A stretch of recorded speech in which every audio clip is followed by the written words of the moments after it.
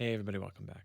So last week I put up a poll on YouTube asking you what you wanted to learn more about and really got a lot of great responses and particularly focused on this idea of going into some of the fundamentals on the objects we've been working with in a lot of the tutorial patches that we've done so far. So what I did was put together this plan for a kind of series on the fundamentals of sequencing with signals in Max, and the videos that we'll be doing are listed here. So planning 10 of them right now. That these things could change in small ways, but I think for the most part this will be the group. And so this is the first one. This is the one where we're going to talk about phasor and transport working together, kind of the basic source of timing in all of these patches. If you have opinions on any of these other ones, if there's something missing here that you want to see, please let me know. All right, let's get into phasor. So if you've watched any of these videos, you've seen phasor before, and its job basically is to be the source of time within the patch. I guess another way we could put it is that it's the clock. So I have one running here. I have a phasor, and I'm using just a floating point number as an argument, which is setting it to run at 0.5 hertz. And I can change that frequency, make it run at 1 hertz, which means that it is going to go through this process of ramping from 0 down here at the bottom up to 1 over 1 second. Okay. And you can see that the line, when it hits the end of the ramp, when it hits the top at 1, it dives back down to 0. We can see that line showing that, and it's basically a vertical line. And what that's telling us is that that change actually happens over one sample. So really what happens is we go from 1, and then the very next sample is 0. So perhaps a slightly more accurate way to depict this would be to put no line there. To just have a ramp, and then all of a sudden a ramp that restarts down at 0. Okay. And I'm visualizing this ramp using a live.scope. And if I create one of these objects by default, it's going to give me a range of -1 at the bottom to 1 at the top. When I'm looking at phasors, I always change that to -0.1 to 1.1 because the phasor is a ramp from 0 up to 1. So we want to see it on that range. Okay. Phasor also has this attribute called syncupdate, which basically allows me to defer changes. In other words, not change anything until the phasor ramp is complete. So you'll see now that I have syncupdate on, if I change this value to 1, and now I hit enter, nothing happens until that ramp is complete and a new one has started. Another way to refer to this point when it restarts is called when it wraps. That's what we often say. So syncupdate basically defers changes until the beginning of the next ramp. So you're seeing here that we're setting the frequency in hertz, but very often in pretty much in all the videos I've done so far, I'm actually setting the speed of the phasor using a BPM. And the way that you do that is by getting the phasor to work in tandem with a transport object. So you create a transport object, which has an attribute that's called tempo. In this case, that tempo is 120 beats per minute. And then within the phasor, instead of giving it a floating point argument like we have over here, we give an argument that looks like 1n. And if I go into the reference for phasor, and I click here, there's this max time format syntax. And then I click here, time value syntax. You can see down here below, we have this list of options. And one of them says 1n, and there's a bunch of other ones.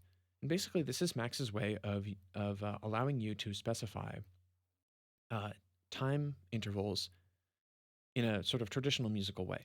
So I can say a whole note triplet, a dotted half note, a dotted eighth note, an eighth note, etc. And so this is sort of the syntax that you use to do that. So what I'm doing in this particular example is using the whole note, and I am using this attribute lock1. And together, what those two things do is it means that the ramp that I'm going to produce is going to go from 0 to 1 over the course of one whole note or one bar at at 4/4 time at 120 beats per minute. The lock attribute makes it so that the phasor outputs when the transport is running, and it doesn't output when the transport is not running. So if I stop this transport by clicking this toggle, then we don't get any signal from the phasor. If I start it again, then we do get a signal. Okay, so the 1N is setting the frequency, basically, the speed of the phasor, and the lock 1 is just saying start and stop when with the transport. If I turn the lock attribute off and I try to stop the transport, it's still going to run, okay? But the tempo will still be linked. So all the lock does is basically allow you to stop and start it. And you can see that the phasor is responding to changes in the BPM. And I can also, I believe, use that sync update. Let's find out if it works. So if I change the BPM, yeah, it actually doesn't take into account that change in BPM until the next ramp starts, which is pretty cool. So that's Phasor at a basic, and as that's the basics of Phasor. And if you've seen any of the videos before, you've kind of seen how this ends up getting used. But let me show you an example where it's actually in action. It's actually doing something. So here on this in this patch, we have a transport and phasor combination. I'll start it. And I'm going to turn the volume down for a second, but then you'll hear it in a moment. And then we have a bunch of other patching, and I won't explain tons of this because we are going to get it into it in some of the other videos. But we have subdiv, which is basically going to allow us to turn this phasor that is at 1 ramp per bar into something else. Quarter notes, 8th notes, 16th notes. We could have done that, by the way, by changing this time value syntax argument. But typically the way that I end up doing it is with subdiv. It's a little bit more flexible, and it gives us some options down the road, which we'll talk about in, I think, the next video. Then in here inside the stash object, we have a melody. Basically have these little sliders that allow us to set note values and have those be played back. And then those two things, a ramp that's coming from this subdiv object and these note values. Let me give you a number object to show it.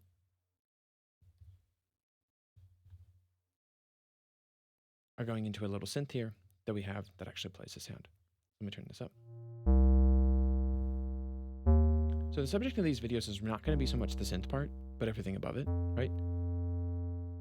Because a lot of what I think, what I personally am really interested in Max and what I think is really exciting, particularly for people who are new to Max, is the ability to do things like sequencing, working with time, working with rhythm in Max, and you don't have to kind of go all the way into deep digital signal processing, which can get pretty complicated. So we just have this simple pattern to give you a little bit of a taste of what the subdiv object does. I'm going to change this value to 8. So now basically we've gone to 8 notes. And we have this nice plucky little pattern. And for why not, I'll go to 16 too.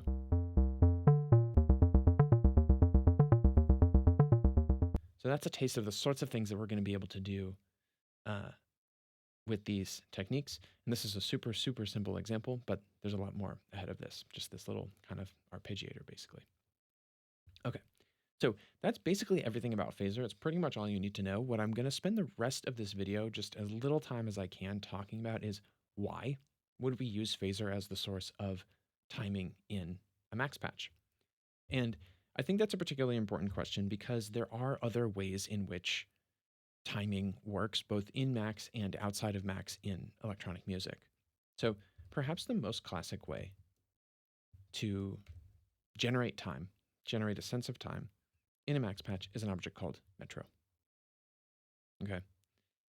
And perhaps you've used this before. I've created a metro object, I've given it an argument, and this argument is an interval time in milliseconds. So if I send a 1 into this metro object, and I send a 1 in, it's going to start producing regular bangs.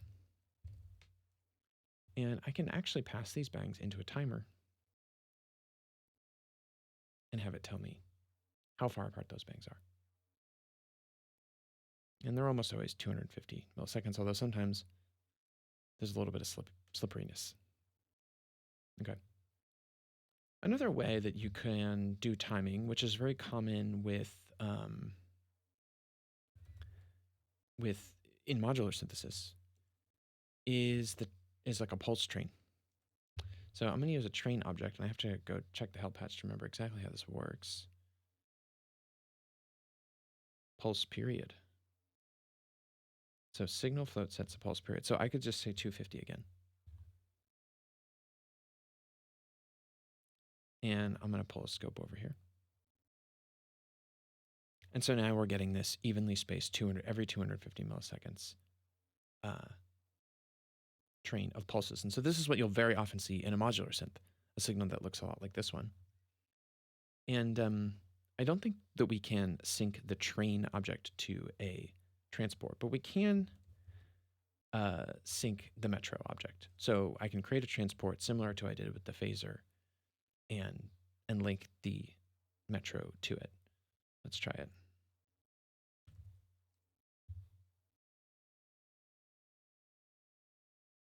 I always forget how this works.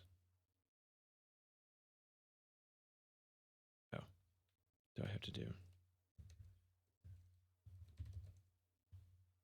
Oh, I believe I have to start the transport.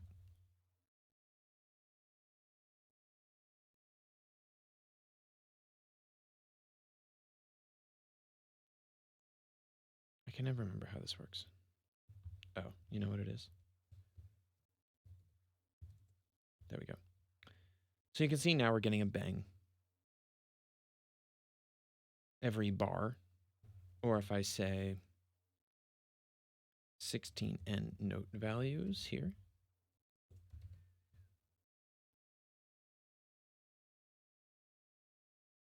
Now I've sped it up so I have 16th notes. So, and actually, let me do one more thing, which is just show you, I can actually visualize this on kind of this same spectrum by just turning it into a series of pulses. So this is another classic way basically of generating clocks. And the argument that I am about to make is that the Phasor, the ramp, is way better than this train of pulses, this train of gates, this kind of, castle wall thing, the bangs. And one of those arguments is particularly in relation to the metro, which is kind of the other very common way to handle time and to do things like sequencing inside of Max. The Phasor is a signal, right? Right here, we've converted it from a bang, like a standard Max event, into a signal, which is just an impulse down here. But with Metro, it originates as an event. And because of the way things work in Max, the timing accuracy of this event will be a little bit less accurate than the signal. And I actually talked about this really early on in one of the first videos that I did, and somebody came into the comments and was like, well, hey, how inaccurate is it? Like, can you actually show me? And I actually have some patches that I've been working on that kind of demonstrate that. But what I will say about it is, for many use cases, for many situations, that timing sort of inaccuracy exists, but perhaps is not that important. Like, not really enough for us to perceive. If you want to get into doing really fast things where you're kind of blurring the line between sequencing and synthesis, that may change. But Metro works.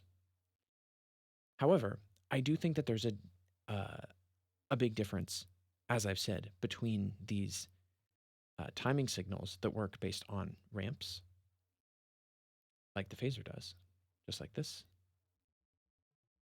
and the timing signals that work based on pulses or gates, like these two. And the reason that I would argue that Phasor is the best is really because it's the ramp. And that is what makes it better than a Metro. It's what makes it better, in my opinion, than what you see in MIDI or in modular synths. And so I'm going to talk a little bit on this next tab about why I think that's the case. This is kind of a lot, so I'm going to try to go through it relatively quickly and not waste your time. But let's just go. So up here at the top, the first thing is the Phasor is cyclical, right? It goes from 0 to 1 and then back to 0, and then back to 1, right? And we already understand this idea in music with things like bars, that music has this kind of cyclical quality, right? It has this sort of, it's not just a long line counting in, seconds or milliseconds. It's bars, beats, and things below that, right? So the phasor really replicates that concept that time loops. There's another sort of music programming language called tidal cycles, which really works off this same concept, which is pretty cool. I have not used it, but I've seen some really amazing performances with it. And if you haven't heard about that, I definitely recommend checking it out because it also kind of conceives of time as this looping thing rather than this like linear thing that moves forward. And just to demonstrate that really simply here, I've just patched the phasor into a cos object, and you can see that we're producing a sine wave, which is kind of the most classic depiction of a cycle, right? Of a circular loop that we could ever have. Okay, so that's number one. The phasor is cyclical. Number two, it's very easy to subdivide a phasor. And I talked a little bit about this a second ago, but basically we can take from the phasor, we can divide, we can create a clock division at pretty much any granularity that we want. Like we can make really, really fast series of pulses, getting into number three here, from a phasor very easily. You can get from pulses back into phasors, and I have a patch for that, which eventually we'll talk about because it can be useful in situations where you want to, say, sync max to your modular synthesizer. But it's much easier to get from phasors to pulses than the other way around. So the fact that I can get any granularity of pulse train that I want is pretty nice. And you can see that I'm doing that right here. Number four, it's very easy to slow down, right? So if I have something where I'm saying, okay, I have a phasor that's running out, 1 bar, so it goes to 0 to 1 for every bar, but I want to be able to count out kind of sections of my composition, sections of my piece of music on every 4 bars or every 8 bars. There's an object rate that makes that very easily, and you can see that here. So in this top example, we have the original phasor running at 1 bar, and then this bottom one is 4 times slower. So it's going to complete its ramp from 0 to 1 every time, for every 4 that this top one completes. It's also easy to count out cycles of a phasor, or even cycles of the subdivision of a phasor, which is what we're doing here. So in this particular example, we have that initial bar one. We're kind of converting that into eighth notes here. And then we're counting out how many of those eighth notes have passed. And then each time that 4-bar cycle completes, we're resetting that count. So just a demonstration here of how it's really easy to count things out when you're working with phasors. And very often that's very useful when you want to do things like play back a melody. Number 6, it links to transport and to link. We talked about the transport bit. Another thing that I didn't mention earlier, which is very exciting, is the idea that you can use Ableton Live or any other software or hardware that supports Link, Ableton Link, and sync them using Link. There's an object here inside of Max. I think you might have to download a special package to get it, but that's easy to do. You just come over here into the package manager, search for Link. There it is, and install it. And you get this object that will produce a phasor that's synced to your Ableton Live transport, which is amazing. So you can sequence things that are living inside of Live and have your sequencer in Max run based on the transport that you are using inside of Live. Number 7, the speed of time can be calculated directly from the ramp easily and quickly. So sometimes we have situations where, we end up with a clock and we actually want to know what its frequency is or what its BPM is. And that's pretty easy to do. And why would you want to do that? Well, that gets us into number 8 here, which is very often when you want to do things like create swing or create other modulations of time, basically kind of make time move on a micro scale faster and slower in order to create more interesting rhythms or more of an interesting feel to the music, you will kind of detect the current slope of the phasor, which is kind of the speed at which time is flowing, and then modify that. And so that's what's happening here in this humanize subpatch, where you can see that we have this incoming phasor, which is here, whose line is very straight. And that's actually being modified, and we're ending up with this kind of wiggly line. And then the result, if we subdivide that into 8 notes, is this kind of irregular spacing of events. And there's some videos about this, like the swing video, and we'll definitely talk more about this in the future. But this, I think, is very interesting stuff that is really, really hard to do with the pulse style clocks, because you have to kind of selectively delay certain events. Also, you cannot move events forward in time with the pulses.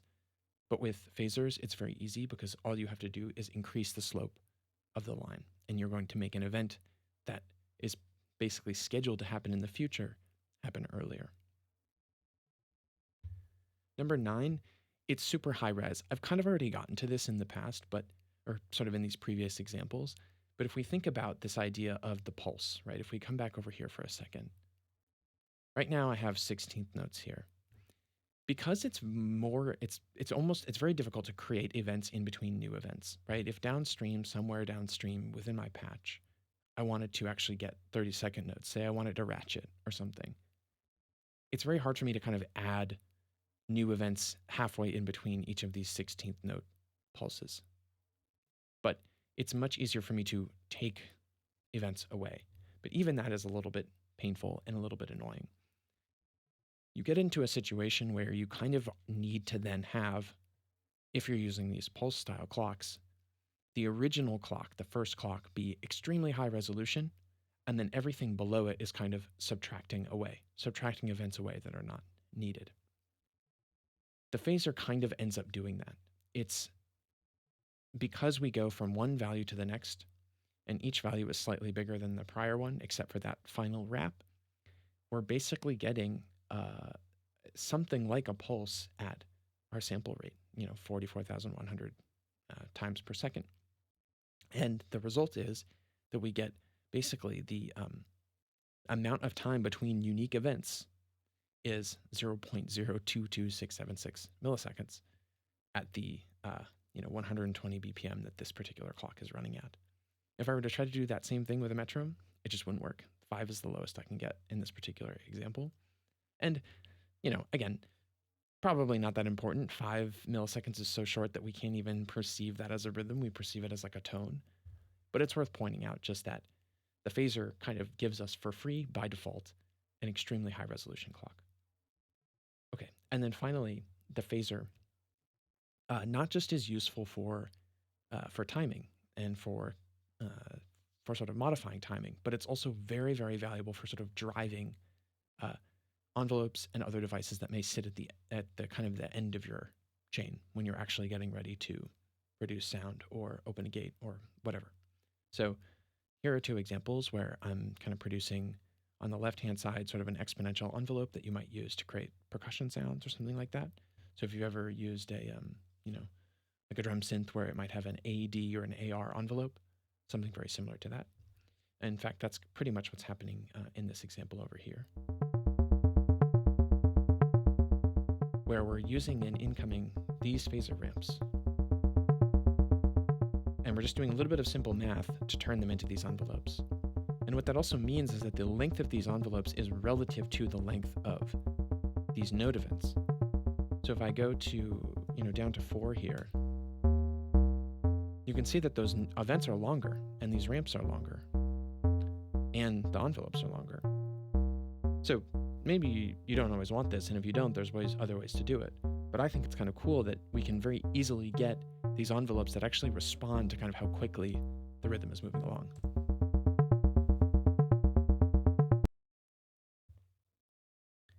And then you can also create other weirder types of LFOs or windows or whatever you want to call them. So this is a, kind of a strange example that I've made with just, 1, 2, 3, 4, 5 objects in addition to the phasor.